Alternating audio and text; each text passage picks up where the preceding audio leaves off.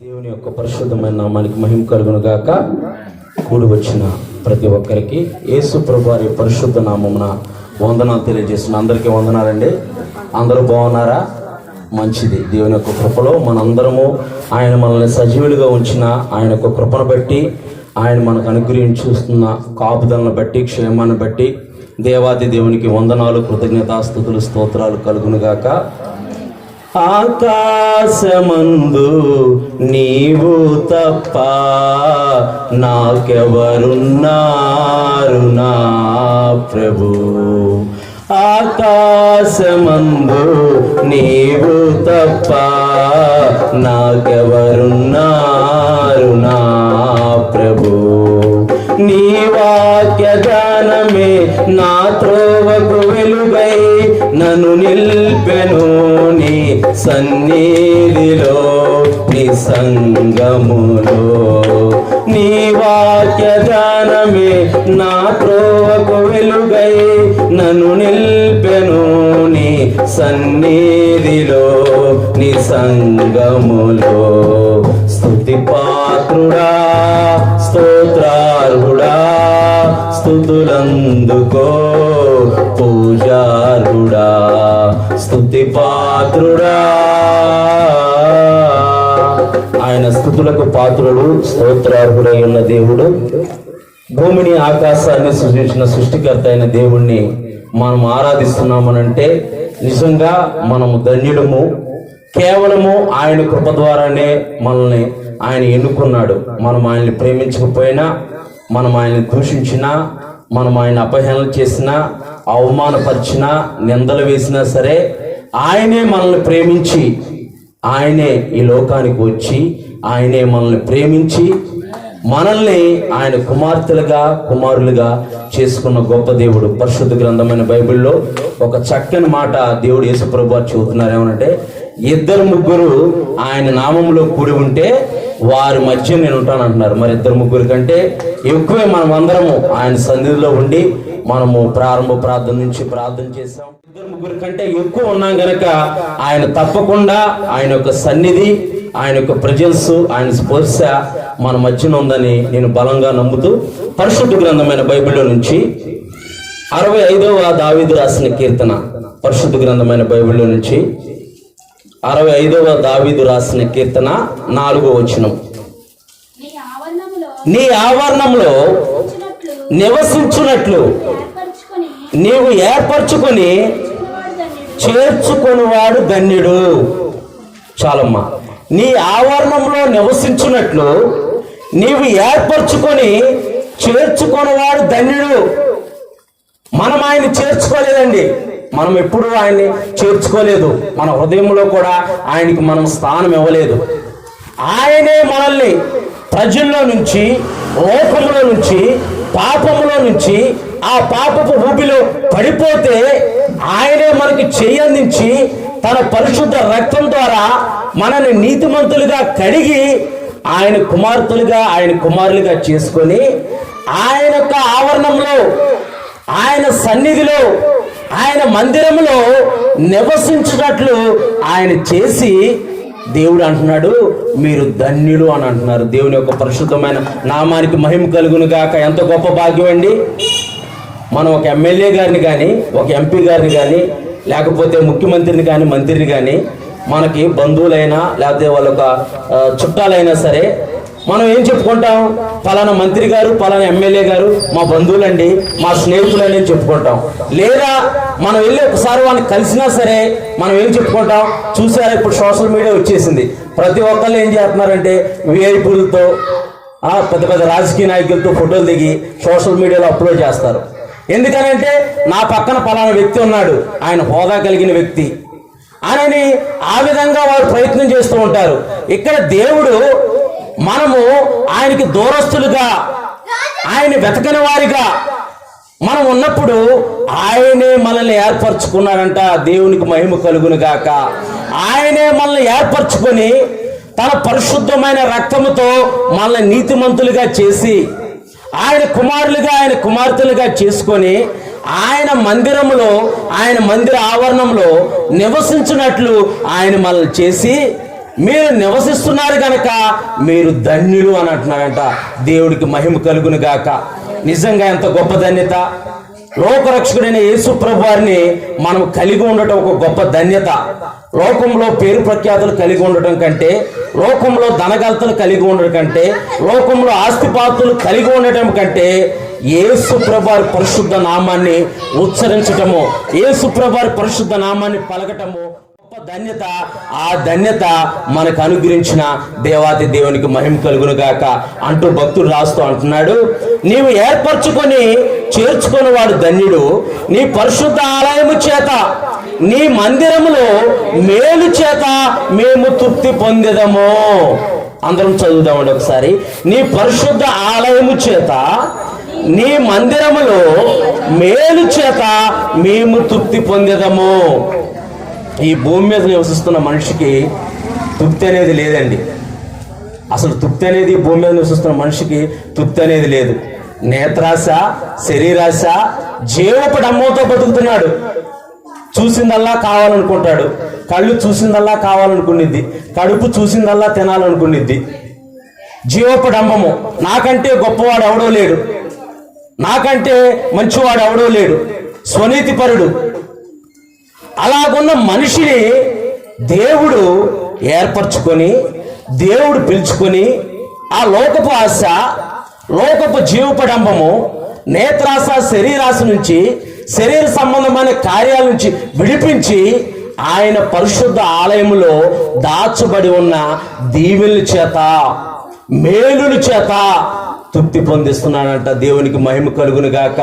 ఈ రాత్రికాల సమయంలో, ఈ యొక్క మార్చి నెలలో, ఈ రాత్రికాల సమయంలో దేవుడు మనందరికి ఇస్తున్న వాగ్దానం ఏంటంటే, నీ పరిశుద్ధ ఆలయము చేత, నీ మందిరములో మేలు చేత మేము తృప్తి పొందేదము. ఇప్పటి వరకు గడిచిన దినాలు నువ్వు ఎలా నివసించావో నాకు తెలియదు. ఇప్పటి వరకు గడిచిన దినాల్లో నువ్వు మేలు పొందుకున్నావో పొందుకోలేదో నాకు తెలియదు. పరిశుద్ధాత్మ దేవుడు ఈ వాక్కు చేత మనందరినీ ఆదరిస్తున్నాడు. ఆయన పరిశుద్ధ ఆలయములో ఉండే మేలు చేత ఆయన్ని మనల్ని తృప్తిపరచబోతున్నాడు. రానున్న దినాల్లో ఆయన మనకి ఏవైతే అవసరతలు ఉన్నాయో, ఏవైతే అక్కర్లు ఉన్నాయో వాటిలన్నిటినీ సమృద్ధిగా నింపి మన అక్కర్లు తీర్చబోతున్నాడు. మనకు ఆశ్రయ దుర్గముగా ఉండబోతున్నాడు, మనకు కేడెముగా ఉండబోతున్నాడు. నీవు ఒకవేళ ఈ యొక్క రాత్రికాల సమయంలో ఇక్కడికి వచ్చేటప్పుడు నీవు భారంతో వచ్చావేమో, వేదనతో వచ్చావేమో, కష్టంలో వచ్చావేమో, నా మొరెవరు ఆలకించట్లేదు, నన్ను ఎవరు పట్టించుకోవట్లేదు, నేను ఎవరికి మొరపెట్టాలి, ఇప్పటి వరకు మనుషుల చుట్టూ తిరిగాను, ఇప్పటి వరకు అధికారుల చుట్టూ తిరిగాను, ఇప్పటి వరకు తెలిసిన వారిని సహాయం కోరాను, కానీ ఒక్కసారైనా ఆయన మందిరంలో నేనుండి ఆయన్ని నామాన్ని స్మరిస్తే చాలు, ఆయన నామాన్ని ఉచ్చరిస్తే చాలు, ఆయన మందిరంలో మేలుందని నేను విని వచ్చానని నీవు వస్తే గనక ఆయన తప్పకుండా ఆయన యొక్క మేలులతో, ఆయన దాచబడి ఉన్న మేలులతో నిన్ను తృప్తిపరచబోతున్నాడు. దేవుని యొక్క పరిశుద్ధమైన నామానికి మహిమ కలుగును గాక. ఒకవేళ నిరుద్యోగ సమస్యతో నువ్వు ఇక్కడికి వచ్చావేమో, మంచి ఉద్యోగం నా జీవితంలో వస్తే బాగుండు, నా లైఫ్ సెటిల్ అయ్యిద్ది, నా జీవితం కట్టబడిద్ది, నేను అనేకులకు ఆస్వాదకరంగా నేను ఉంటానని నువ్వు యొక్క మందిరానికి నువ్వు వచ్చావేమో, దేవుడు రానున్న రోజుల్లో ఒక ఉన్నతమైన స్థితిలో నేను ఉంచబోతున్నాడు. దేవుని యొక్క పరిశుద్ధమైన నామానికి మహిమ కలుగును గాక. ఆయన మందిరములో, ఆయన పరిశుద్ధ ఆలయములో మేలులు నింపబడి ఉన్నాయి. లోకంలో మేలులు లేవు. ఒక జ్యూస్ అంటే ఒక డ్రై ఫ్రూట్ జ్యూస్ తాగితే కొంతసేపు ఎనర్జీ ఇచ్చిద్ది, బూస్ట్ తాగితే కొంతసేపు ఎనర్జీ ఇచ్చిద్ది. ఏదైనా బలమైన ఆహారం తింటే, ఒక బలమైన ప్రోటీన్ ఫుడ్ లేకపోతే విటమిన్స్ ఫుడ్, బలమైన ఫుడ్ తింటే కొంచెం వరకే అది మన యొక్క జీర్ణాశయంలో ఉండి అది అరిగిపోయి కొంతవరకే ఆ గ్లూకోజ్ కావాల్సిన ప్రోటీన్స్, విటమిన్స్ మన శరీరానికి ఇస్తాయి. దేవుని యొక్క మాట చెబుతుంది, మనుషుడు రొట్టె వల్ల మాత్రం కాదు కానీ దేవుని నోట నుంచి వచ్చు ప్రతి మాట వల్ల జీవిస్తాడంట. దేవుని యొక్క పరిశుద్ధ నామానికి మహిమ కలుగును గాక. ఆయన మాటే మనల్ని బ్రతికిస్తుంది, ఆయన మాటే మనల్ని విడిపిస్తుంది. మరణ ఛాయలో, మరణాంధకారంలో, మరణంలో ఉంటున్న ప్రజలలో గొప్ప వెలుగు చూశారంట. ఆ వెలుగే లోకరక్షకుడైన యేసు ప్రభువారు. మనము కూడా ఒకప్పుడు భయంకరమైన పరిస్థితుల్లో, భయంకరమైన వేదన స్థితిలో, భయంకరమైన స్థితిలో ఉన్నప్పుడు ఆయనే మనల్ని హక్కును చేర్చుకొని ఆయనే మనల్ని ఆదరించి ఆయన మాట చేత మన జీవితాన్ని కట్టి ఆయన మేలుల చేత మనల్ని తృప్తిపరిచి ఆయనే ఈ యొక్క రాత్రికాల సమయంలో మనల్ని అందరినీ సజీవులుగా ఉంచాడు. దేవుని నామానికి మహిమ కలుగును గాక.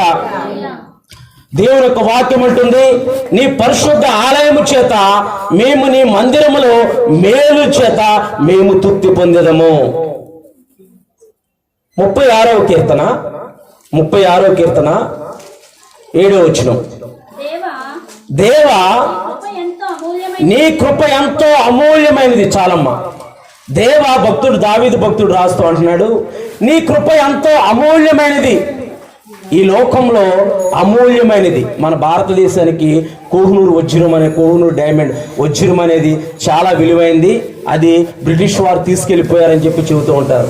ఇక్కడ దావీదు భక్తుడు దేవుని యొక్క హృదయానుసారుడైన భక్తుడు రాస్తూ అంటున్నాడు, దేవా నీ కృప ఎంతో అమూల్యమైనది. దేవుని యొక్క కృప అమూల్యమైనది. కృప అంటే అర్హత లేని వారికి అర్హత కల్పించేదే కృప. ఒకప్పుడు మనము లోకంలో ఉండి లోకాశలతో జీవిస్తూ లోక సంబంధమైన అలవాట్లలో బంధింపబడిపోయి దేవునికి దూరస్తులుగా మనం ఉంటే ఆయన మనల్ని పట్టుకొని ఆయన మనల్ని చేరదీసి మనుషులందరూ మనల్ని నిందించినప్పుడు, మనుషులందరూ మనల్ని దూరపరిచినప్పుడు, స్నేహితులు బంధువులు మనల్ని విడిచిపెట్టినప్పుడు ఆయనే మనల్ని చేరదీసి ఆయన కృపతో మనల్ని జ్ఞాపకం చేసుకున్నాడు. దావీదు భక్తుడు అంటున్నాడు, దేవా నీ కృప ఎంతో అమూల్యమైనది. అర్హత లేని వారికి అర్హత కల్పించేది కృప. మన రాష్ట్ర ప్రభుత్వము పేద ప్రజలకు, మధ్యతరగతి వారికి, పేద ప్రజలకు కొన్ని అర్హతలు ఉంటేనే ఆ పథకాలకు వారు అర్హతలు, కొన్ని ఆ యొక్క పథకాలకు ఆ పథకాలు వారు పొందుకోవాలంటే, ఆ పథకాలు వారు తీసుకోవాలంటే కొన్ని అర్హతలు ఉండాలి. కానీ యేసు ప్రభు వారి దగ్గరికి రావడానికి నీవు మానవుడు అయి ఉంటే చాలు. దేవుని యొక్క పరిశుద్ధమైన నామానికి మహిమ కలుగును గాక. నీవు మనిషి అయితే చాలు, ఎటువంటి అర్హత నీకు అవసరం లేదు. అంత గొప్ప దేవుడు ఈ రాత్రి కాల సమయంలో నా యొద్దకు రండి, నేను మీ యొద్దకు వస్తానంటున్నాడు. దేవునికి మహిమ కలుగును గాక. అంత అమూల్యమైనది ఆయన కృప. ఆయన కృపను మనము దుర్వినియోగపరిచేవారిగా, ఆయన కృపను మనము విడిచిపెట్టి తిరిగేవారిగా ఉండకూడదు. ఇప్పుడు మనం నివసిస్తున్న కాలము ఏమంటారంటే కృపాకాలం అంటారు. ఇలాంటి సమయము, ఇలాంటి పరిస్థితులు మళ్ళీ రావు. గుర్తుపెట్టుకోండి అందరూ, ఇలాంటి సమయము, ఇలాంటి పరిస్థితి మళ్ళీ రాదు. రేపు ఏం జరుగుతుందో కూడా మనకు తెలియదు. అలాంటి భయంకరమైన పరిస్థితుల్లో మనం నివసిస్తున్నాము. ఒకవైపున దేశాన్ని, ప్రపంచాన్ని మనం చూసుకుంటుంటే కరువు విలయ తాండవం చేస్తుంది. రాజ్యం మీదకి రాజ్యము, దేశం మీదకి దేశాలు లెగుస్తున్నాయి. ఒక దేశం మీదకి ఒక దేశము బాంబులు వేసుకొని కరువు కాటకాలతో అల్లాడుతున్నాయి. మన భారతదేశంలో ఉంటున్నాం కనుక, మనం ఆంధ్రప్రదేశ్లో వెస్ట్ గోదావరి ప్రాంతాల్లో మనం నివసిస్తున్నాం కనుక మనకు తెలియదు ఇక్కడ ఎటువంటి బాంబులు లేవు, ఎవరో వేయట్లేదు, కాబట్టి మనం బాగానే ఉన్నామని మనం అనుకుంటున్నారు. కానీ ప్రపంచమంతా అల్లకల్లోలం అవుతుంది. సముద్రాలు ఎండిపోతున్నాయి. కరువు రాబోతుందని అనేక మంది శాస్త్రవేత్తలు, అనేక మంది గొప్ప స్కాలర్స్ తలలు మొత్తుకుంటున్నారు. వాళ్ళు ప్రపంచాన్ని కరువు కబలించబోతుంది. ప్రపంచాన్ని కరువు కబలించినా, దేశమంతా కరువు వచ్చినా సరే దేవుడు ఆయన ఆశ్రయించిన బిడ్డల్ని, సింహ పిల్లలు లేమి గలవై ఆకలి కొనిను, యెహోవా ఆశ్రయించిన వారికి ఏ మేలు కొదువై ఉండదంట. ప్రపంచమంతా కరువుతో ఉన్నా, ప్రపంచమంతా వేదనతో ఉన్నా సరే నీ కుటుంబంలో సంతోషం ఉంటుంది, నీ కుటుంబంలో ఆనందం ఉంటుంది. ఎందుకనంటే నీవు లోకరక్షకుడైన యేసు ప్రభువుని కలిగి ఉన్నావు గనక. దేవునికి మహిమ కలుగును గాక. ఆయన కలిగి ఉంటే అది ఆశీర్వాదము. ఆయన కలిగి ఉంటే ఆశీర్వాదం ఆటోమేటిక్గా మన మీదకి వస్తుంది. కొంతమంది ఏం చేస్తూ ఉంటారంటే, మనము ఈ యొక్క అద్దరికి దాటాలంటే, మనం ఒడ్డుకి దాటాలంటే ఒక పడవ వాడతాం. కొంతమంది వెరైటీకి 2 పడవలు వాడుతూ ఉంటారు. 2 పడవలు వాడకూడదు. 2 పడవల మీద కాలేయకూడదు. ఒక వ్యక్తిని నమ్మామంటే హృదయపూర్వకంగా నమ్మాలి, హృదయపూర్వకంగా విశ్వసించాలి. ఒక వ్యక్తిని మనం ఎప్పుడైతే హృదయపూర్వకంగా విశ్వసించి నమ్ముతామో ఆ వ్యక్తితో మనం స్నేహం చేస్తాము, ఆ వ్యక్తితో మనం సహవాసం కలిగి జీవిస్తాము. అలాంటిది దేవుణ్ణి కూడా మనం ఏదో నమ్ముతున్నాం కదా, మనం ఏదో వచ్చి ప్రార్థన చేసుకుంటున్నాం కదా, మనం హల్లెలూయా స్తుతి మహిమ అంటున్నాం కదా అన్నట్టు ఉండకూడదు. హృదయపూర్వకంగా ఆయన మీద విశ్వాసం ఉంచాలి. ఆయన మీద నీవు విశ్వాసం ఉంచితే గనక ఆయన యొక్క మందిరంలో మేలుల చేత ఆయన నిన్ను తృప్తిపరుస్తాడు. నీవు ఎటువంటి పరిస్థితుల్లో ఉన్నా సరే ఈ రాత్రికాల సమయంలో ఆయన చేయందించి నిన్ను పైకి లేపుతాడు. సమృద్ధి గల జీవంతో ఆయన నింపుతాడు. దేవా, నీ కృప ఎంతో అమూల్యమైనది. నరులు నీ రెక్కల నీడను ఆశ్రయించి ఉన్నారు. దేవుని యొక్క రెక్కల నీడలను నరులు ఆశ్రయించి ఉన్నారంట. రెక్కలనంటే పక్షులకి రెక్కలు ఉంటాయి, మనకేముంటాయి? చేతులు ఉంటాయి. భక్తుడు వర్ణిస్తూ రాస్తున్నాడు, నీ రెక్కల నీడను. ఇప్పుడు చంటి పిల్లలు చిన్నపిల్లలు ఉన్నారనుకోండి, నాకు అబ్బాయి అమ్మాయి, వాళ్ళు ఏం చేస్తారు? పరిగెత్తుకుంటూ వస్తారు. వచ్చినప్పుడు నేను ఏం చేస్తాను? 2 చేతులు ఇలా చాపి వాళ్ళు ఇలా దగ్గరే తీసుకుంటాను. వాళ్ళు సంతోషంగా ఉంటారు. వాళ్ళు మా డాడీ మమ్మల్ని దగ్గర తీసుకున్నారనండి. నరులు దేవుని యొక్క రెక్కల నీడను ఆశ్రయించి ఉన్నారు. ఆయన రెక్కల నీడలోకి మనం వస్తే, ఆయన రెక్కల నీడలో మనం నివసిస్తే ఏం కలిగిద్దో చూద్దాం ఒకసారి. మలాకి గ్రంథము పాత నిబంధనలో చివరి ఉంటుంది. మలాకి గ్రంథము 4వ అధ్యాయము, మలాకి గ్రంథము 4వ అధ్యాయము 2వ వచనం. ఆయన రెక్కలు, అతని రెక్కలు ఆరోగ్యము కలగజేయును. అందరు చెప్పండి, అతని రెక్కలు ఆరోగ్యము కలగజేయును. ఇప్పుడు నా పిల్లల్ని నేను ఎలాగా నా 2 చేతులతో ఇలా పట్టుకున్నానండి, పట్టుకుంటే వాళ్ళకి ఏమైనా ఆరోగ్యం కలిగిద్దా? సంతోషం కలిగిద్ది, ప్రేమ కలిగిద్ది. మా డాడీ మా తండ్రి మమ్మల్ని ఇలాగా పట్టుకున్నారని చెప్పి వాళ్ళు సంతోషంగా ఉంటారు. మా అమ్మాయి రోజు స్కూల్ నుంచి రాగానే నన్ను ఎత్తుకో అంటూ ఉండిద్ది. అదో సంతోషం పిల్లలకి. మరి అలాంటిది దేవుని యొక్క నీడలో, ఆయన రెక్కల నీడలో మనము దాగి ఉంటే, ఆయన రెక్కల నీడలోకి మనం వస్తే, ఇక్కడ మలాకి గ్రంథ ప్రవక్త రాస్తూ అంటున్నాడు, అతని రెక్కలు ఆరోగ్యము కలగజేయును. ఈ రాత్రికాల సమయంలో నీవు ఎటువంటి అనారోగ్య పరిస్థితితో వచ్చావో నాకు తెలియదు. నా జీవితం ఇంతే అని నీవు అనుకుంటున్నావేమో. ఎన్ని మందులు వాడినా, ఎన్ని హాస్పిటల్ చుట్టూ నేను తిరిగినా సరే, ఎంతమందిని సంప్రదించినా సరే, ఈ యొక్క అనారోగ్య పరిస్థితి నుంచి నాకు విడుదల కలగట్లేదు, ఈ టాబ్లెట్లు నేను ఎలా వేసుకుంటానే ఉండాలని నీవు అనుకుంటున్నావేమో. దేవుడు ఈ రాత్రికాల సమయంలో ఆయన వాక్కు చేత నిన్ను నన్ను మనందరినీ దర్శిస్తున్నాడు. అతని రెక్కలు ఆరోగ్యము కలగజేయును. అతని రెక్కలు ఆరోగ్యము కలగజేయును. యేసు ప్రభువారి హస్తాల్లో నీవు దాచబడి ఉంటే, ఆయన రెక్కల నీడలోకి నీవు వస్తే గనక ఆయన రెక్కల నీడలో ఆరోగ్యం ఉంది. సమృద్ధి ఒకటే కాదు, ఆయన యొక్క సన్నిధిలో సమృద్ధి చేత మేలుల చేత మనల్ని తృప్తిపరుస్తున్నాడు. ఆయన రెక్కల నీడ నీవు ఆశ్రయిస్తే చాలు, ఆయన రెక్కల నీడలో ఆరోగ్యం ఉంది. ఆయన ఆరోగ్యం నీకు కలుగుతుంది, ఆయన యొక్క స్వస్థత నీకు కలుగుతుంది. నీకున్న బలహీనత నుంచి నువ్వు విడుదల పొందుకుంటావు, నీకున్న అనారోగ్య పరిస్థితి నుంచి నువ్వు విడుదల పొందుకుంటావు. అందుకే మలాకి ప్రవక్త రాస్తూ అంటున్నాడు యేసు ప్రభు వారి గురించి, అతని రెక్కలు ఆరోగ్యము కలగజేయును గనుక మీరు బయలుదేరి కొవ్విన దూడలు గంతులు వేసినట్టు గంతులు వేదురు. ఒక్కసారి దేవుడు నీకు స్వస్థత అనుగ్రహించాడంటే మరి ఎన్నటికీ ఆ రోగము నిన్ను ముట్టదు. దేవుని యొక్క పరిశుద్ధమైన నామానికి మహిమ కలుగును గాక. దేవుని యొక్క స్వస్థత అలా ఉంటుంది, దేవుని యొక్క స్వస్థత అలా ఉంటుంది. ఎందుకనంటే 2009 ఆ పరిస్థితుల్లో నేను హైదరాబాద్లో జాబ్ చేస్తూ ఉండేవాడిని. హైదరాబాద్లో జాబ్ చేస్తూ ఉంటున్నప్పుడు, నేను బ్యాచిలర్గా ఉంటున్న సమయంలో, నేను కంపెనీలో ఉద్యోగం చేస్తున్న సమయంలో మాకు షిఫ్ట్లు ఉంటాయన్నమాట. నా షిఫ్ట్ ఎలాగనంటే మధ్యాహ్నము 3 గంటల నుంచి రాత్రి 11 అయ్యేది. మధ్యాహ్నం 3 గంటల నుంచి రాత్రి 11 అయ్యేది.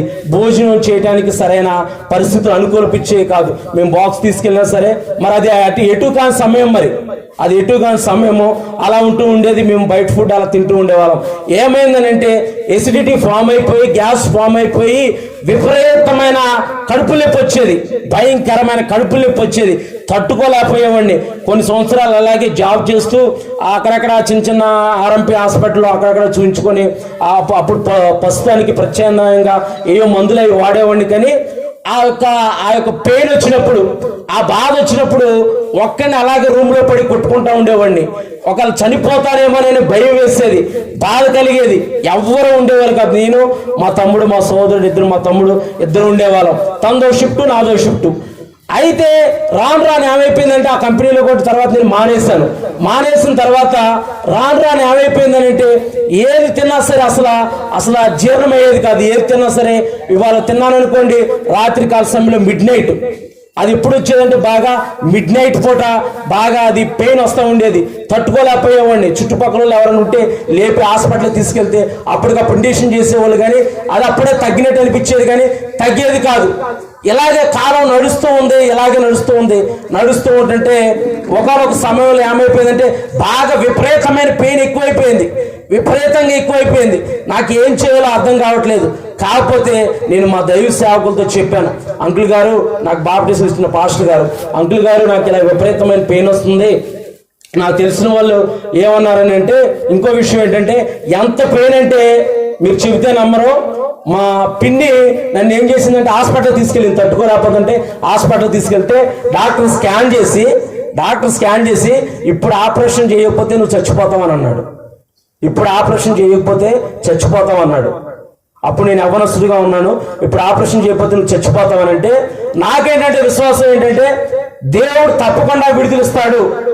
నా విశ్వాసం అలాంటిది. దేవుడు తప్పకుండా, నేను యవ్వనస్తుడిని, నాకు ఆపరేషన్ చేయాల్సినంత అవసరమే వచ్చింది, నేను యవ్వనస్తుడిని అని చెప్పేసి నేను బలంగా హృదయంలో విశ్వసించి ఇలాగే మీకులాగే అప్పుడప్పుడు వస్తూ వెళ్తూ ఉండేవాడిని. అప్పుడప్పుడు దేవుని యొక్క సన్నిధికి వెళ్తూ వస్తూ ఉండేవాడిని. ఇంకా అప్పటికి పరిచర్యకి రాలేదు నేను. అయినా విశ్వాసం, దేవుడి మీద విశ్వాసం, దేవుడు తప్పకుండా కార్యం చేస్తాడనే విశ్వాసం. అయితే నేను అన్నాను, డాక్టర్ గారితో పక్క పిలిచి నేను చెప్పాను, మా పిన్నితో పక్క పిలిచి ఆపరేషన్ ఏమొద్దు, ఇంటికి వెళ్ళిపోదాం అని అన్నాను. ఆయన ఫుల్ క్లాస్ ఇచ్చాడు. మళ్ళీ సీరియస్ అయ్యి, నువ్వు ఏ రాత్రికాల సమయంలో వచ్చినా సరే నేను నిన్ను పట్టుకోని అని చెప్పాడు. అయినా పర్వాలేదని అన్నాను. కానీ డాక్టర్లని, వైద్యాన్ని దేవుడే కలగజేశాడు. వైద్యాల్ని, టాబ్లెట్లు అన్నింటినీ కూడా దేవుడే కలగజేశాడు. నా విశ్వాసం అలాంటిది. నేనేం చేశాను, సరే అని ఇంటికి వెళ్ళిపోయి మా పాస్టర్ గారికి ఫోన్ చేసి పాస్టర్ గారితో చెప్పాను, ఇలాగా బాగా విపరీతమైన పెయిన్ వస్తుందంటే ప్రార్థన చేద్దాం నాన్న. ఏం కాదు, ప్రార్థన చేద్దాం, నేను కూడా సంఘంలో పెట్టి ప్రార్థన చేపిస్తాను, నేను కూడా ప్రార్థన చేస్తానని ఆయన ఫోన్లో ప్రార్థన చేశాడండి. ప్రార్థన చేసిన తర్వాత నేను అదే ఊర్లో ఉన్న ఎంబీబీఎస్ డాక్టర్ దగ్గరికి వెళ్తే ఆయన అన్నాడు, కొన్ని మందులు రాశాడు. కొన్ని మందులు రాసి కొన్ని చెప్పాడు, మసాలాలు అవి తినొద్దు, కొబ్బరి నీళ్ళు అవి తాగుతూ ఉండు అని కొన్ని చెప్పాడు, నిబంధనలు చెప్పాడు. సరే అని అన్న తర్వాత ఆయన అన్నాడు, ఈసారి కనుక పెయిన్ వస్తే కనుక విజయవాడ తీసుకెళ్లి లోపల నోట్లో పైప్ వేసి చెక్ చేసి అప్పుడు ట్రీట్మెంట్ స్టార్ట్ చేద్దామని చెప్తే సరే అని చెప్పాను. ఆ విషయం కూడా మా దైవ సేవకులు చెప్పాను. చెబితే అన్నానా, పైప్ వేసి పంపించి చేయాలంటే అది చాలా వేదన, తట్టుకోలేరు, ప్రార్థన చేద్దాం, ఇంకా ధైర్యంగా ఉండని మా దైవ సేవకులు ప్రార్థన చేశారు. నేను విశ్వసించాను తప్పకుండా తగ్గిపోయిందని. మీరు నమ్ముతారో నమ్మరో నాకు తెలియదు. 2009 సంవత్సరంలో జరిగింది. ఆయన రాసిన, ఎంబీబీఎస్ డాక్టర్ రాసిన టాబ్లెట్లు అవి సగం కూడా నేను వాడలేదు. హైదరాబాద్ వచ్చేసాను. అవి సగం కూడా నేను వాడలేదు, సగం వరకే వాడాను. అప్పుడు తగ్గిపోయిన కడుపులు నొప్పి నేను చాలాసార్లు ఉపవాసం ఉన్నాను, కటిక ఉపవాసాలు ఉన్నాను. ఎప్పటి వరకు కూడా రాలేదు. ఎప్పుడు వచ్చిందంటే ఆ నొప్పి, ఎవరన్నా రాత్రి ఉన్న ఫుడ్ ఉండేది కదా, రాత్రి ఉన్న ఫుడ్ తెల్లారి మార్నింగ్ పాడైపోయి గబాలన అది తింటే కనుక అప్పుడు అనిపించింది పెయిన్. దేవుని యొక్క స్వస్థత అంటే అలా ఉంటుంది. మనం విశ్వసించాలి, దేవుని యందు విశ్వాసం కలిగి మనం ఉండాలి. నేనే సజీవమైన సాక్ష్యము. దేవుని యొక్క స్వస్థత ఆ విధంగా ఉంటుంది. ఎందుకనంటే ఆయన యొక్క రెక్కల్లో ఆరోగ్యం ఎందుకు ఉంటుందో ఒకసారి చూసి మనం ముగించుకుందాము. యెషయా గ్రంథము 53వ అధ్యాయము, 4-5 వచనాలు. యెషయా గ్రంథము 53వ అధ్యాయము 4-5 వచనాలు. నిశ్చయముగా అతడు మన రోగములు భరించెను, మన వ్యసనములు వహించుకొనెను.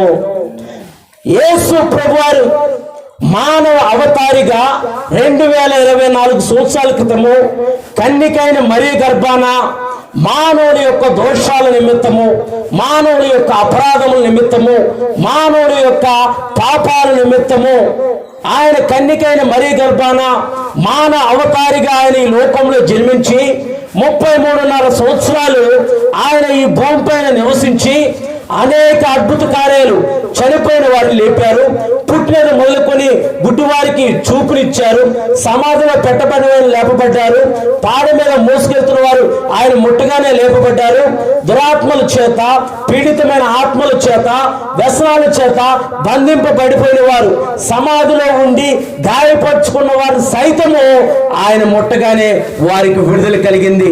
ఈ రాత్రి కాల సమయంలో ఈ దూరశ్రవణ యంత్రం ద్వారా వింటున్న ప్రతి ఒక్కరు ఈ మాటలలో ఏకీభించి యేసయ్య నాకు ఆరోగ్యం కలుగజేస్తాడు, ఆయన రెక్కల వలన నాకు ఆరోగ్యం కలుగుతుంది, ఎందుకనంటే ఆయన నిశ్చయంగా మన రోగములను భరించి మన వ్యసనాలను వహించుకొని ఆ కల్వరి మానవ పైన ఆయన వేలాడి తన శరీరాన్ని మన కొరకు దున్నబడింది, ఆయన శరీరము మన కొరకు దున్నబడింది, ఆయన శరీరము మన కొరకు గాయపరచబడింది, ఆయన పొందిన దెబ్బల చేత మనకు స్వస్థత కలుగుతుంది. అన్యాయమైన తీర్పు పొందారు యేసు ప్రభువారు. మనం అపరాధులమైతే, మనము దోషులమైతే, మనము చేసిన అపరాధం వల్ల మనకు శిక్ష రావాల్సి ఉంటే ఆయనే మధ్యవర్తిగా ఉండి మన మీదకి రావాల్సిన ఆ రోగం అనే శిక్షను, ఆ అపరాధం అనే శిక్షను, ఆ నరకం అనే శిక్షను ఆయనే మధ్యవర్తిగా ఉండి ఆయనే భరించి మనకు విడుదలను, విమోచనను కలగజేసిన యేసయ్య పరిశుద్ధమైన నామానికి మహిమ కలుగును గాక. ఈ రాత్రి కాల సమయంలో ఆయన యందు నీ విశ్వాసం ఉంచి, ఆయన నామయందు నీ విశ్వాసం ఉంచి, ఆయన పొందిన దెబ్బల చేత నాకు స్వస్థత కలుగుతుంది, ఆయన మందిరంలో మేలులున్నాయి, ఆయన మందిరంలో సమృద్ధి ఉంది, ఆయన మందిరంలో ఆశీర్వాదం ఉంది, ఆయన మందిరంలో జీవం ఉంది, ఆయన నామాన్ని అంగీకరిస్తే ఆయన నిత్య జీవంలో నేను పాలుభాగస్తులు అవుతానని నీవు నమ్మితే గనక ఆయన వద్దకురా. ఆయన వద్దకు వచ్చిన వారిని ఆయన ఎంత మాత్రము త్రోసివేసే దేవుడు కాదు. కొన్ని అర్హతలు ఉంటేనే మనం కొంతమంది ఉన్నతమైన అధికారులను కలవగలుగుతాము. దానికి ఒక ప్రోటోకాల్ ఉంటుంది, దానికి ఒక సిస్టమేటిక్ ఉంటుంది, ముందుగానే చెప్పాలి, ముందుగానే పర్మిషన్ తీసుకురావాలి. యేసు ప్రభువు వద్దకు రావాలంటే ఎటువంటి పర్మిషన్ అవసరం లేదు. ఒకటే యేసయ్యా నీవు నిజ దేవుడివి, నీవు నమ్మదగిన దేవుడివి, నీ వద్దకు వస్తే నా పాపాలకు విమోచన కలుగుతుంది, నీ వద్దకు వస్తే నాకు సమృద్ధి కలుగుతుంది, నీ వద్దకు వస్తే నేను పడి ఉన్న స్థితి నుంచి నీవు నన్ను లేవనెత్తుతావయ్యా, నా బ్రతుకుని బాగు చేస్తావు, నాకు ఆరోగ్యం కలగజేస్తావు, నన్ను ముడతావు, నా కుటుంబానికి విడుదలిస్తావని విశ్వసిస్తే చాలు. ఆయన యందు విశ్వాసం ఉంచిన వాడిని ఆయన అన్నడూ సిగ్గుపరిచే దేవుడు కాదు. ఆయన దీనులను, దరిద్రులను లేవనెత్తి రాజుల సింహాసనం పైన కూర్చోబెట్టేవాడు. ఆయన నిన్ను ఉన్నతమైన స్థితిలో ఆస్వాదించే దేవుడే కానీ ఆయన నిన్ను ఎన్నడూ విడిచిపెట్టే దేవుడు కాదు. ఎందుకంటే ఆయన నీ కొరకు, నా కొరకు, నీ కొరకు, నా కొరకు, నీ దోషముల కొరకు, నా దోషముల కొరకు, మన అపరాధముల కొరకు ఆయన ప్రాణము పెట్టి మనకి విడుదల, విమోచన కలగజేశాడు. ఒక తండ్రి అయితే కుమారుడి కొరకు ప్రాణం పెడతాడా? పెట్టడు. ఒక తల్లి అయితే కుమారుడి కొరకు ప్రాణం పెడతారా? ఏదో చెబుతారు, కన్నారు గనక, పెంచారు గనక, నువ్వు నా ప్రాణం రా, నా బంగారం రా, నా వచ్చేవరా, నా గోల్డ్ రా అంటారు. ప్రాణం పెడతారా? కానీ ఎటువంటి అర్హత లేని మానవుల కొరకు, మన కొరకు ఆయన పరము నుండి నరవతారిగా ఈ లోకానికి వచ్చి మన కొరకు ప్రాణం పెట్టి మనకు విడుదల కలగజేసిన గొప్ప దేవుడికి ఒకసారి చప్పట్లు కొడదాం, ఒకసారి చప్పట్లు కొడదాం. ఆయన పొందిన దెబ్బల చేత మనకు స్వస్థత కలుగుతుంది, ఆయన పొందిన దెబ్బల చేత మనకు స్వస్థత కలుగుతుంది. ఈ రాత్రి కాల సమయంలో నువ్వు ఎటువంటి పరిస్థితుల్లో ఉన్నా సరే ఆయన నిన్ను ఆదరించి బలపరిచే దేవుడు. ఆయన నిన్ను ఆదరించి బలపరిచే దేవుడు. నీకు ఎటువంటి బలహీనత ఉన్నా సరే నీ కుడి హస్తాన్ని నీ తల మీద పెట్టుకో. నీ కుడి హస్తాన్ని తల మీద పెట్టుకో. ఈ రాత్రికాల సమయంలో దైవ సేవకుడిగా దేవుడిచ్చిన అధికారాన్ని బట్టి ప్రార్థించబోతున్నాను. దేవుడిచ్చిన అధికారాన్ని బట్టి ప్రార్థించబోతున్నాను. దేవుడు నీకున్న సమస్య నుంచి విడిపించబోతున్నాడు. దేవుడు నీకున్న పరిస్థితి నుంచి విడిపించబోతున్నాడు.